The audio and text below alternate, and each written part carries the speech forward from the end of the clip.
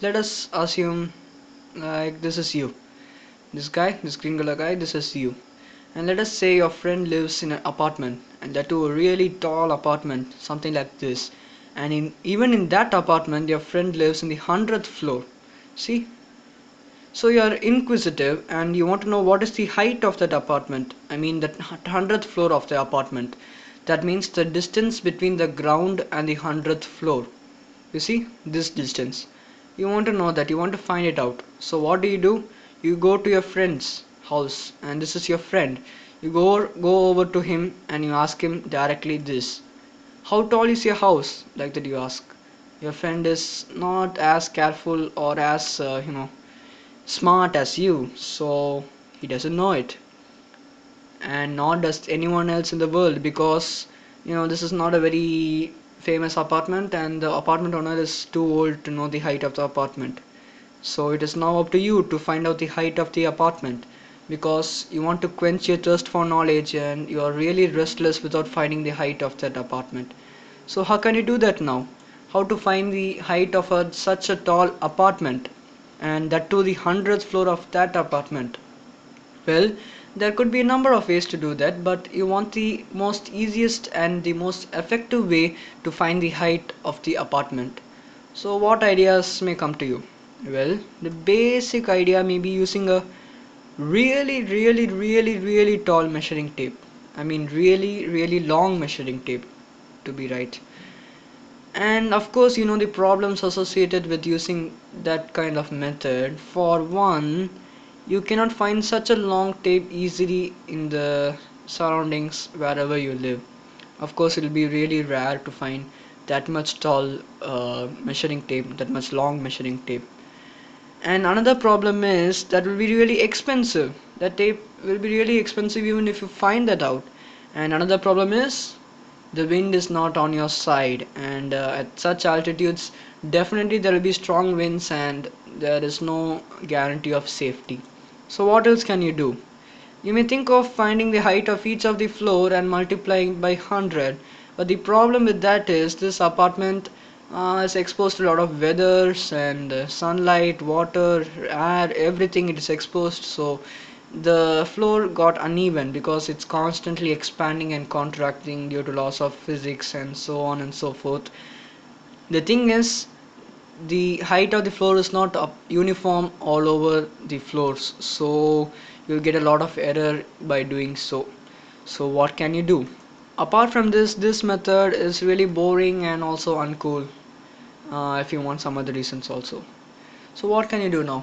First of all, let us represent this problem in a geometric way, because that will be really useful and easy. So let us say take this line AB, line segment to be specific, and let it be the height of your apartment ABH. Let it be the height BH. And let us say you are standing some distance in front of the apartment, and that is point C.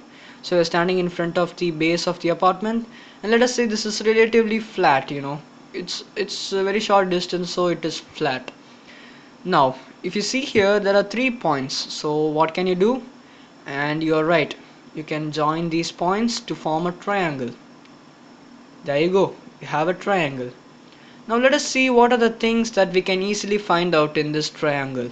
So well, you can find this distance really easily by just measuring how many steps that you took to come from the base of the apartment to this point C, and you can then multiply it by the length of your step. So that will give you the distance of you from the base of the apartment, and let us call that as D. And it might not seem obvious to you, I won't blame you for that, but another thing also is there which you could easily measure, and that is nothing but the angle here. This angle, this is the angle between this AC and CB. Well, you might ask how to find that angle. Without sophisticated instrument, you can of course like find the rough angle of it by just measuring how much your head tilted while looking up at the top of that apartment. Alright, just ask your friend to do that for you. Alright, now that we got some kind of basics railed out first, what can we do now? And don't worry about this theta also. This theta is nothing but a name given to the angle. This is a common name used for all the angles in most maths. Just it's a name for that angle and we call it as theta. Now that we have got some basic ideas laid out, let us think about it. We know this side and we know this angle. But how can we find out this side using this angle and this side? Well, using conventional geometry, you may find it a bit tough to do that. It will be very complicated if you do some kind of proof or some kind of extra construction work and so on and so forth. But lucky for us, we have got an entire branch of mathematics dedicated to solve this kind of problems. Like dedicated to solve problems where you need to find one side using another side and another angle. And what is the name of that branch of mathematics? And that is nothing but trigonometry. Well, what is that, you might ask? Well, it's basically really simple. It's three sides measure. Three sides is of course a triangle, and this is trigonometry is basically the field where you study the relation between the sides of a triangle. That's all. To be more specific, the sides and angles of a triangle. Okay, before getting into the thick of the trigonometry, we need to know a few terms first. But before that, let us bring back our diagram here. Alright?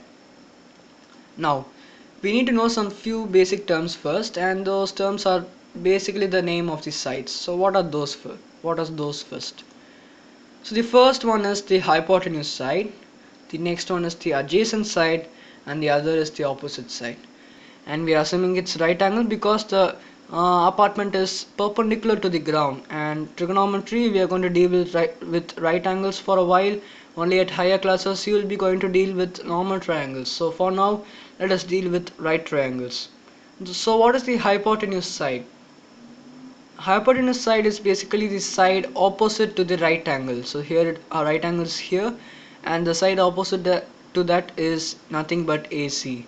So AC is our hypotenuse side. What is the adjacent side then? Well, this depends on this angle. So the side that is next to the angle is called the adjacent side. So here is our angle, and the side next to that angle is AC and BC, and we know that AC is hypotenuse side, so it can't be adjacent. That means BC is our adjacent side. So BC is equal to adjacent side. What's the opposite side? Well, I think you will know what is opposite side. It's very obvious. Opposite side is basically the side opposite to that angle, and in our case it is AB. So AB is our opposite side.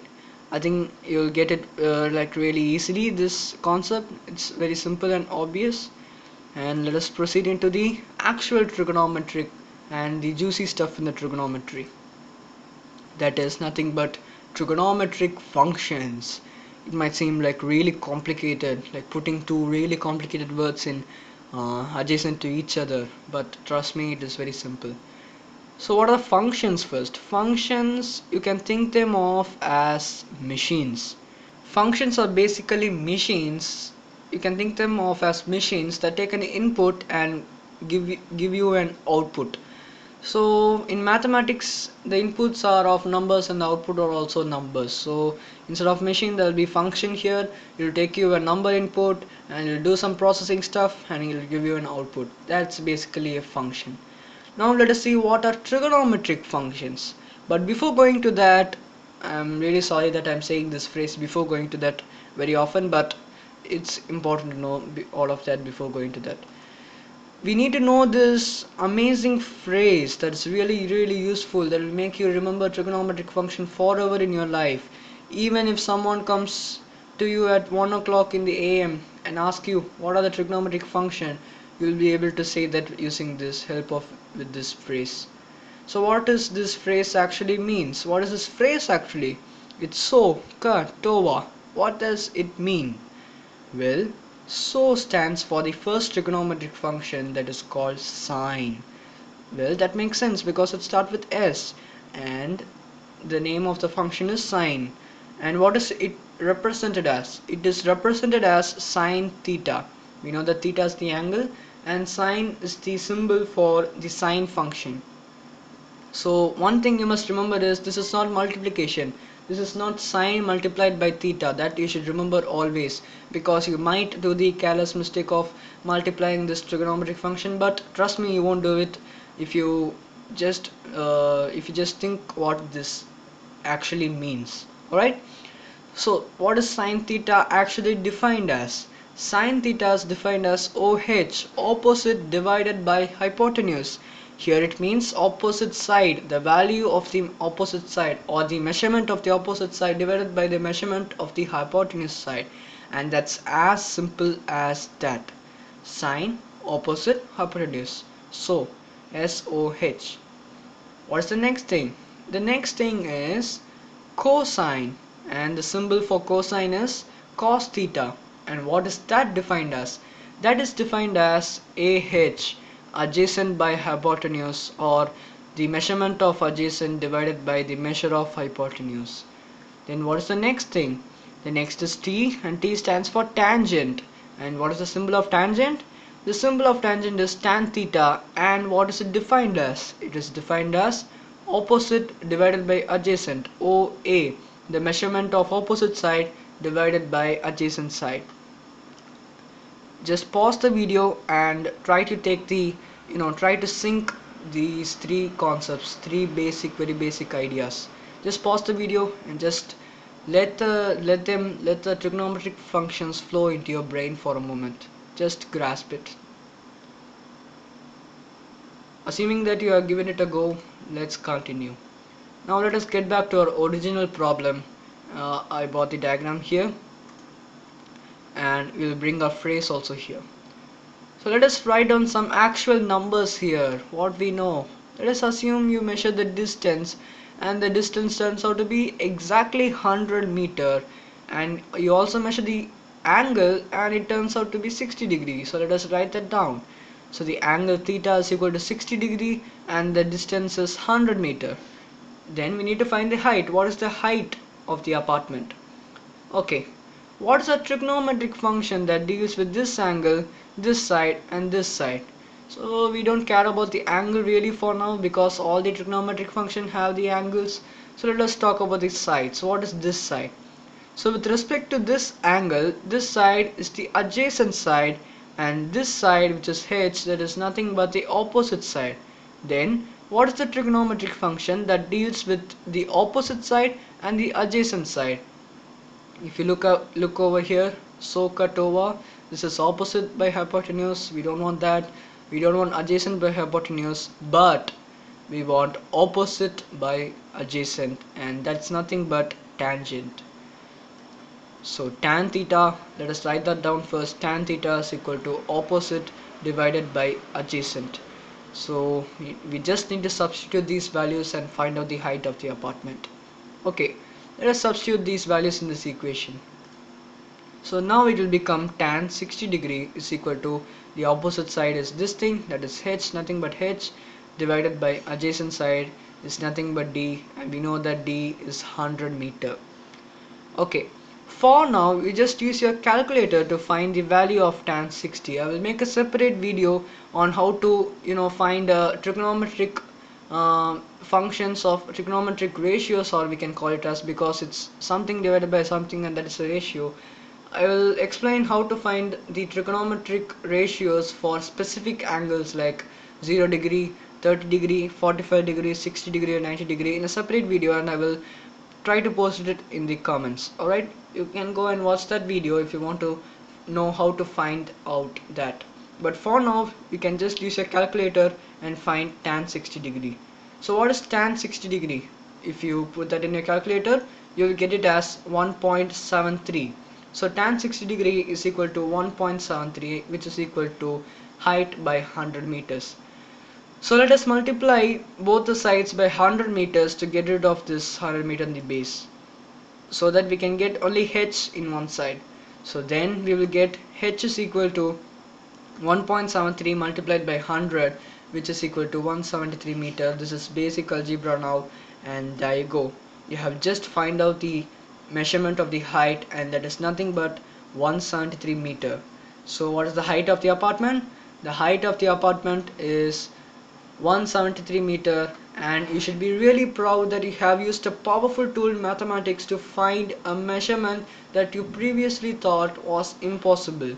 And really thank you for watching this video, and here are the credits for all the images and animations that I used in video. And once more, thank you guys for watching, and please support if you like, and catch you guys in the next one.